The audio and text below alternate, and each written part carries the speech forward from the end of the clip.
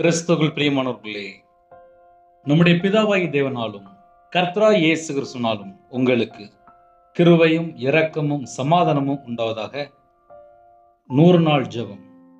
தினம்தோறும் கட்டுகளை உடைக்க சுத்திகரிப்புக்காக அநேக வசனங்களை நாம் தியானித்து ஜெபித்து கொண்டிருக்கிறோம்.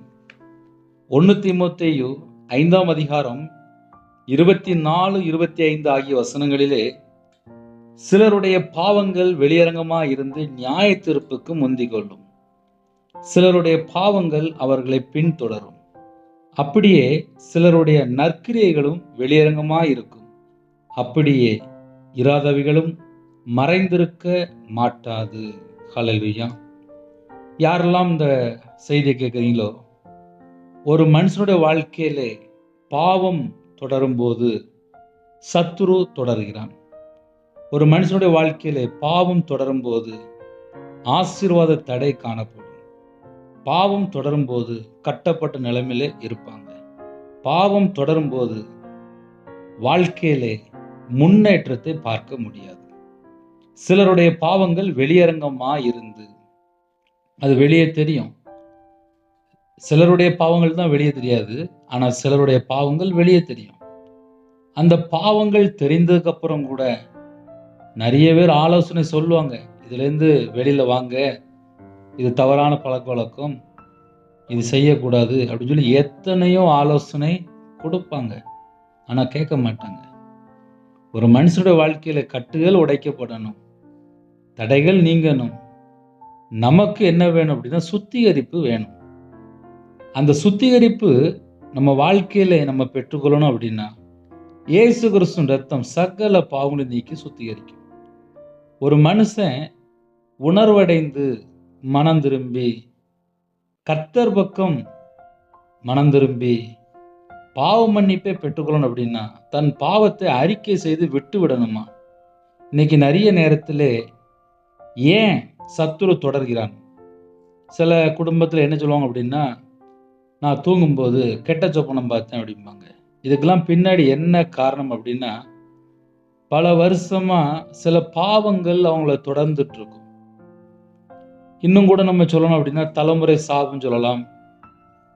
விக்கிரத்தினுடைய காரியங்கள், வேசித்தனம், தவறான ஃப்ரெண்ட்ஷிப்பு, தவறான தொடர்பு, இது எல்லாமே சொப்பனத்து மூலியமாகவோ அநேக காரியங்கள் மூலியமாகவோ கர்த்தருடைய ஊழியக்காரங்க மூலியமாகவோ கர்த்தர் வெளிப்படுத்துவார். அப்படிப்பட்ட காரியங்களுக்கு ஒரு மனுஷன் மனம் திரும்புறதுக்கு அர்ப்பணித்தால் அந்த குடும்பத்தினுடைய கட்டுகளை கர்த்தர் உடைப்பார். இல்லை, நான் பாவத்திலே வாழ்வேன், நான் அப்படியே தான் இருப்பேன், என் வாழ்க்கையில் ஏதாவது மாற்றம் கிடைக்குமா அப்படின்னா எப்படி மாற்றம் கிடைக்கும்? அதை கொஞ்சம் நம்ம நார்மலாக யோசித்து பார்க்கணும். சிலருடைய பாவங்கள் வெளியரங்கமாக இருந்து வெளியில் தெரியும். நியாய தீர்ப்புக்கு முந்தி கொள்ளும். நியாய தீர்ப்பு வரையே போகாது, இங்கேயே கணக்கு முடிச்சிடுவார். ஒரு மனுஷனை அடக்கி பார்ப்பாரு, அவரோட பலத்த கரத்துக்குள்ள அடங்கிருன்னு சொல்லி போட்டிருக்கு. அடக்கி பார்ப்பாரு, அப்படி இல்லைன்னா அடக்கம் பண்ணிடுவார், முடிஞ்சது. இங்கேயே கணக்கு க்ளோஸ் ஆயிரும். அதையும் ஏன் சேர்த்து சொல்ல வேண்டியிருக்கு அப்படின்னா, எத்தனை செய்தி கேட்டாலும் துணிகரமாக துன்மார்க்கமாக இன்னும் மறுபடியும் மறுபடியும் பொல்லாப்பு செய்கிற குடும்பங்கள் பெருகிட்டு வருது. சத்தியம் தெரியும், ஆனாலும் மறுபடியும் மறுபடியும் பாவம் செய்வாங்க. அப்படிப்பட்ட ஜனங்கள் தேசத்துக்குள்ள அதிகமாயிட்டே வராங்க. அப்போ தேவன் பார்த்து கொண்டே இருப்பார். எத்தனையோ முறை எச்சரிப்பு கொடுப்பார். நம்ம வாழ்கிற காலமே கிருபையின் காலம்தான். இந்த கிருபையின் காலத்திலே தேவனுக்கு பிரியமானபடி நம்ம வாழ்கிறோமா அப்படின்னு சொல்லி கொஞ்சம் திரும்பி பார்த்தால் நிறைய குடும்பத்தில் சந்தேகமாக இருக்கும். ஏன்னா பல பாவத்திலே அக்கிரமத்திலே வாழ்ந்துட்டு இருப்பாங்க. இந்த இரவு நேரத்திலே, இந்த பகல் வேளையிலே யாரெல்லாம் இந்த செய்தி கேட்குறீங்களோ, நம்ம ஒரே ஒரு காரியத்தை மாத்திரம் யோசித்து பார்க்கணும். நம்ம வாழ்க்கையில் பாவம் தொடருதா? பாவம் தொடரும்போது ஆசீர்வாத தடை காணப்படும். அது மாத்திரமல்ல, சத்துரு தொடருவான். இன்னைக்கு பல வேளையில் சத்துரு எப்படி தொடரான்னு சொல்லி பார்க்கும்போது பாவம், அவர்கள் சீர்கேடுகள் அதிகரித்தது என்று நேற்றைய தினத்தில் தியானித்தோம். அவர்கள் மீறுதல் பெருகி அவர்கள் சீர்கேடுகள் அதிகரித்தது. இன்னைக்கு செய்தி என்ன அப்படின்னா, சிலருடைய பாவங்கள் வெளியரங்கமாயிருந்து நியாய தீர்ப்புக்கு முந்திக் கொள்ளும், சிலருடைய பாவங்கள் அவர்களை பின்தொடரும். அதை நம்ம எப்படி சொன்னா புரியும் அப்படின்னா, நான் எங்க அப்பா கூட போறேன், எங்க அப்பா கையை பிடிச்சிட்டு போறேன், பத்திரமா போயிட்டு இருப்பேன். அதே போல இன்னைக்கு நிறைய குடும்பத்துல என்ன பண்றாங்க அப்படின்னா, பாவத்தை கையை பிடிச்சு கூட்டு போறாங்க. பாவம் கூட வரும்போது பிசாசு கூட வந்துட்டு இருக்கான்.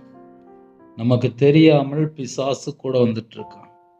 இந்த பாவம் அப்படின்னா அதை நிறைய குடும்பத்துல என்ன அப்படின்னு கேட்பாங்க. பொய் சொல்றதே பாவம் தான். அம்மா அப்பாவுக்கு தெரியாம எதை செஞ்சாலும் பாவம் தான். இன்னைக்கு கடைசி காலத்துல வாழ்றோம். தேவனுக்கு முன்பாக நான் எப்படி இருக்கிறேன், எப்படி பரிசுத்தமா வாழ்றேன், எப்படி உண்மையா வாழ்றேன், எப்படி நீதியை பின்பற்றேன், நான் யாருக்காக வாழ்றேன், எதுக்காக வாழ்றேன், என்னோட வாழ்க்கையில என் சிந்தனை எப்படி இருக்கு, என் கண் பார்வை எப்படி இருக்கு, என் இருதயம் எப்படி இருக்கு, என்னுடைய நடைமுறை நான் எப்படி வாழ்ந்து கொண்டிருக்கேன், எல்லாமே தேவன் பார்ப்பார்.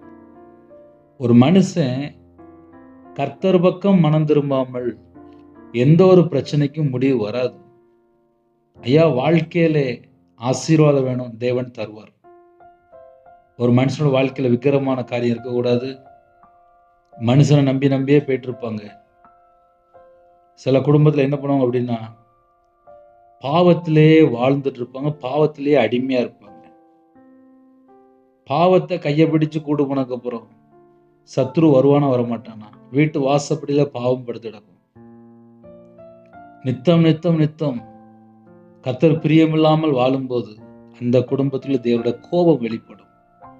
அப்ப 100 நாள் கட்டுகளை உடைக்கும் சுத்திகரிப்பு ஜெபம் அப்படின்னா என்ன அர்த்தம் அப்படின்னா, என் வாழ்க்கையில நான் கர்த்தரை விட்டு தள்ளி போன காரியங்களை முதல்ல நான் யோசிக்கணும். என் சிந்தனையில, என் இருதயத்துல, என் கண்கள், நான் பேசுற வார்த்தை, நான் காதுல கேட்கிற செய்திகள், என் கை, என் கால், என்னுடைய அவயங்கள், இதெல்லாம் கர்த்தர் பிரியமில்லாமல் ஏதாவது பாவங்கள் இருக்கா, இல்ல இதுக்கு முன்னாடி நான் கர்த்தரை விட்டு தள்ளி போன காரியம் என்னோட வாழ்க்கையில ஏதாவது இருக்கா, அத ஒரு மனுஷன் உணர்ந்து மனம் திரும்பி கர்த்தருடைய சமூகத்திலே பாவ மன்னிப்பு அறிக்கை செய்து விட்டு விடும் போதுதான் தேவனிடத்திலிருந்து இரக்கங்களை பெற்றுக்கொள்ள முடியும். தேவனிடத்திலிருந்து இரக்கங்களை பெற்றுக்கொள்ளணும் அப்படின்னா அதுக்கு முன்பாக நம்ம 1 நிமிஷம் 2 நிமிஷம் யோசித்து பார்க்கணும். என் வாழ்க்கையில ஏதாவது தொடருதா? இன்னைக்கு செய்தி அதுதான். சிலருடைய பாவங்கள் அவர்களை பின்தொடரும். பின்தொடர்கிற பாவங்கள் என்ன? எனக்கு ஒரு சகோதரன் தெரியும். நான் ரட்சிக்கப்பட்டு 10 வருஷம் ஆச்சு அப்படின்னாரு. இப்ப என்ன நடந்துச்சு அப்படின்னு சொல்லி கேட்கும்போது, என் மனைவிட்ட சண்டை போட்டு தண்ணி அடிச்சிட்டேன், இப்ப மறுபடியும் நான் அதுக்கு அடிமையாயிட்டேன் அப்படின்னாரு. 10 வருஷமா தண்ணி அடிக்காம இருந்தேன், ஆனா இப்ப மறுபடியும் நான் அந்த பாவத்துக்குள்ள போயிட்டேன் அப்படின்னாரு. மறுபடியும் அவங்க சத்தியத்துக்குள்ள வரணும். நான் செய்யற தப்பு, இது கர்த்தருக்கு பிரியமில்லாத காரியம் சொல்லி மறுபடியும் உணர்ந்து உள்ள வரணும்.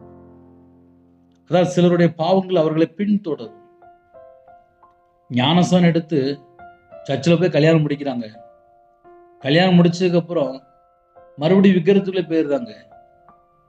விக்கிரத்தை சீன்னு சொல்லி வெறுத்து வெளியில வராங்க. மறுபடியும் அதே விக்கிரத்துக்குள்ள போய், அசுத்தத்துக்குள்ள போய், அருவருப்புக்குள்ள போய், விபச்சாரத்துக்குள்ள போய், தீட்டான காரியத்துல போய் மறுபடியும் சாபத்துக்குள்ள போயிருந்தாங்க. ஒரு குடும்பம் ஏன் ஆசீர்வாதமா இல்லை அப்படின்னா அந்த பாவங்கள் பின்தொடருது.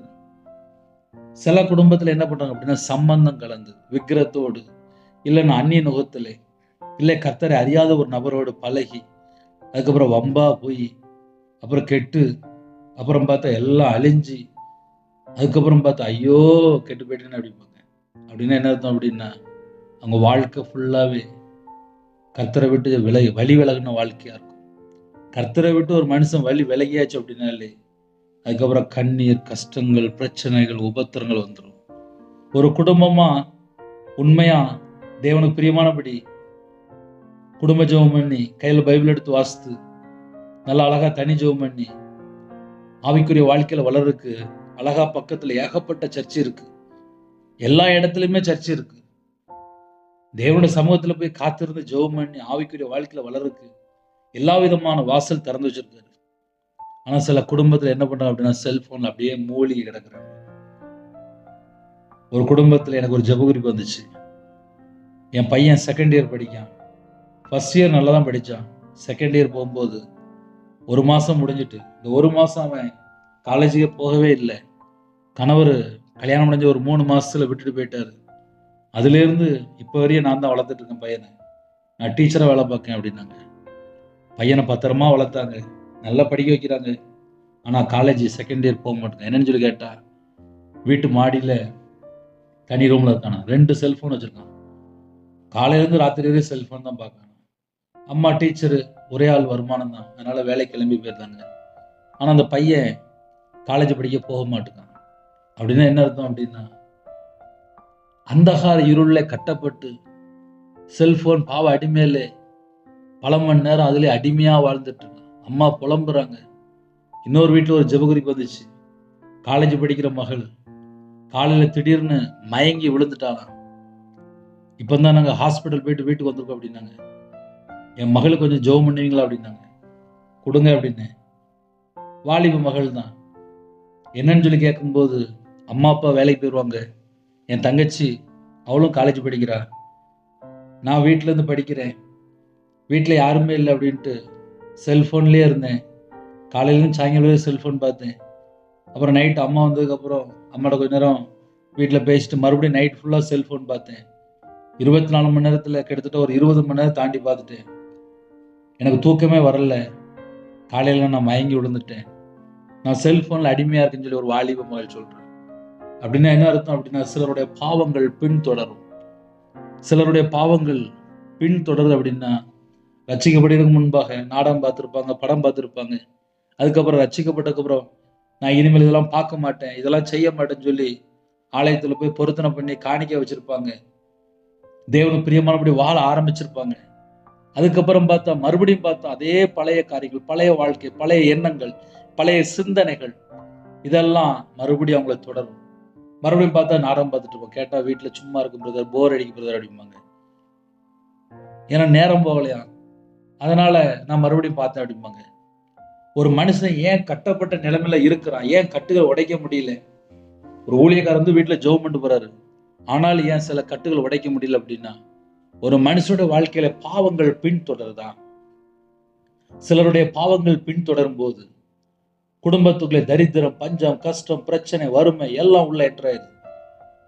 அப்படின்னா என்ன அர்த்தம் அப்படின்னா, ஏதோ ஒரு காரியத்திலே மறுபடியும் மறுபடியும் மறுபடியும் அது போதை அடிமை, அந்த விபச்சார அடிமை, அந்த அசுத்தமான அடிமை, மதுபான அடிமை, எங்கேயோ ஒரு இடத்துல மறுபடியும் மறுபடியும் மறுபடியும் ஒரு மனுஷன் எதுலெல்லாம் அடிமையா இருக்கிறானோ அதுல கட்டப்பட்ட நிலைமையில வாழ்ந்துட்டு இருப்பான்.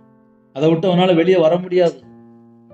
ஒரு மனுஷன் வெளியில வரணும் அப்படின்னா சீர்பொருந்துள்ள காரியங்கள் அவனுக்கு சொல்லி கொடுக்கணும். இது தப்பு, இது வேண்டாம், இதை விட்டு வெளியில வா. குடும்பத்துல பெற்றோர் இருப்பாங்க, வீட்டுல மனைவி இருப்பாங்க, வயசான பாட்டி இருப்பாங்க. மறுபடியும் மறுபடியும் மறுபடியும் மறுபடியும் சொல்லி பார்ப்பாங்க. ஆனால் சிலருடைய பாவங்கள் அவர்களை பின்தொடரும் என்று எழுதப்பட்டிருக்கு. சிலருடைய பாவங்கள் வெளியரங்கமா இருந்து அவங்க பார்த்தா துணிகரமா பாவம் பண்ணிட்டே இருப்பாங்க. நியாய தீர்ப்புக்கு முந்திகோள் அப்படின்னா இங்கே அடக்காரதுன்னு முடிஞ்சிடும்னு அர்த்தம். அப்ப ஏன் இந்த 100 நாள் கட்டுகளை உடைக்கும் ஜெபம், சுத்திகரிப்பு ஜெபம் அப்படின்னா, ஒரு மனுஷன் கர்த்தர் பக்கம் மனம் திரும்பினாதான் ஜீவன் தப்பும். இல்லை நான் செய்யற பாவத்தை நான் மறுபடியும் மறுபடியும் செய்வேன் அப்படின்னா ஒரு நாள் அவனோட வாழ்க்கை முடிஞ்சு போயிடும். அதுக்கப்புறம் ஜட்ஜ்மெண்ட்டு. நன்மை செய்தால் நித்திய ஜீவன், தீமை செய்தால் நித்திய ஆக்கினை. துன்மார்க்கனுக்கு நரகம் என்று எழுதப்பட்டிருக்கு. தேவனை மறந்து கர்த்தர் இல்லைன்னு சொல்லி யாரெல்லாம் சொல்றாங்களோ அவங்களுக்கு நரகம் என்று எழுதப்பட்டிருக்கு. அப்போ நரகங்க ஒரு சப்ஜெக்ட் இருக்கு, பரலோகம் ஒரு சப்ஜெக்ட் இருக்கு.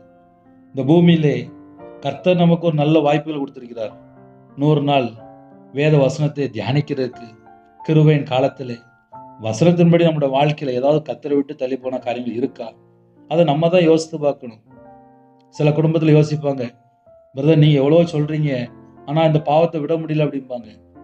விட்டுதான் ஆகணும், இல்லைன்னா அது பாதாளத்தை கொண்டு போயிடும். ஏன்னா ஒரு மனுஷனோட வாழ்க்கையிலே பாவத்துல கட்டப்பட்டிருக்கான். அந்த பாவம் அவனை ஆளுகை செய்து தேவனுக்கு அடிமையா இருக்குன்னு சொல்லி போட்டிருக்கு.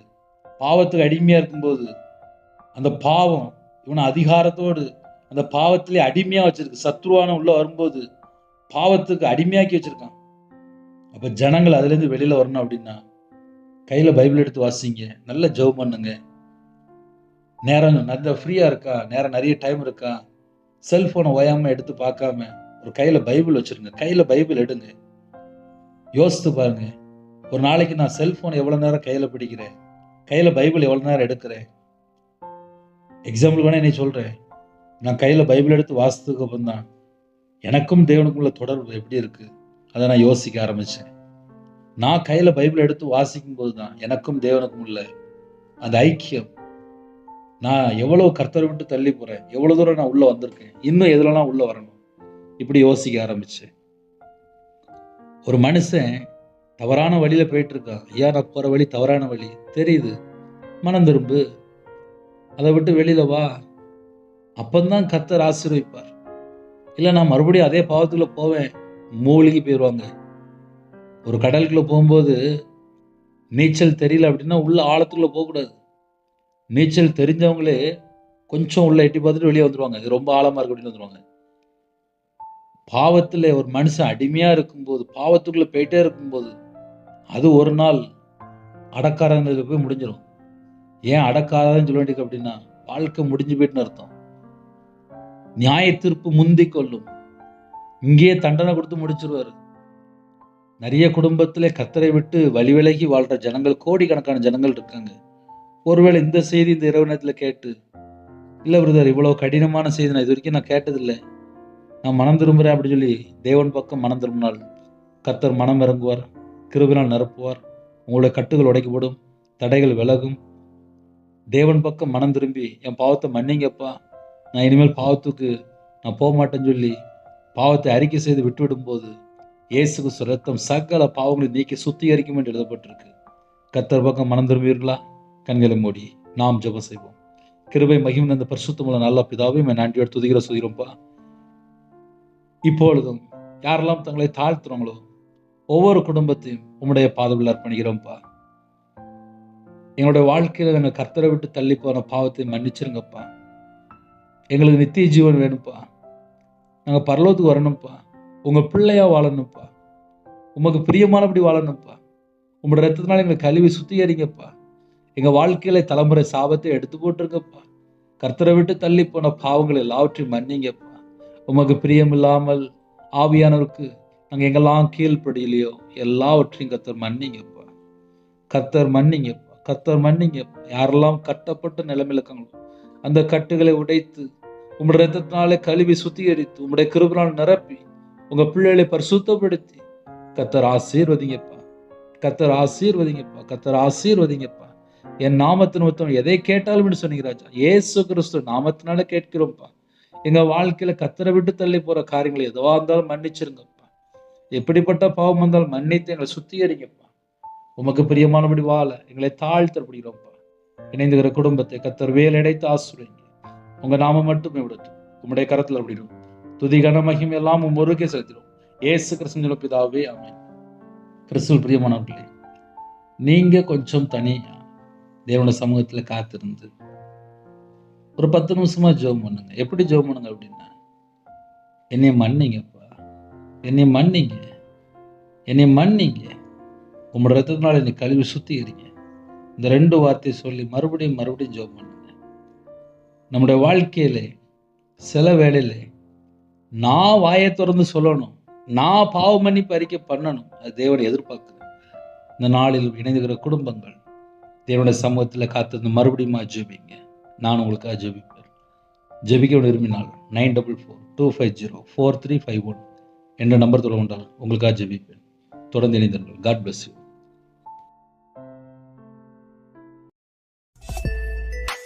Thanks for watching. Please subscribe our channel.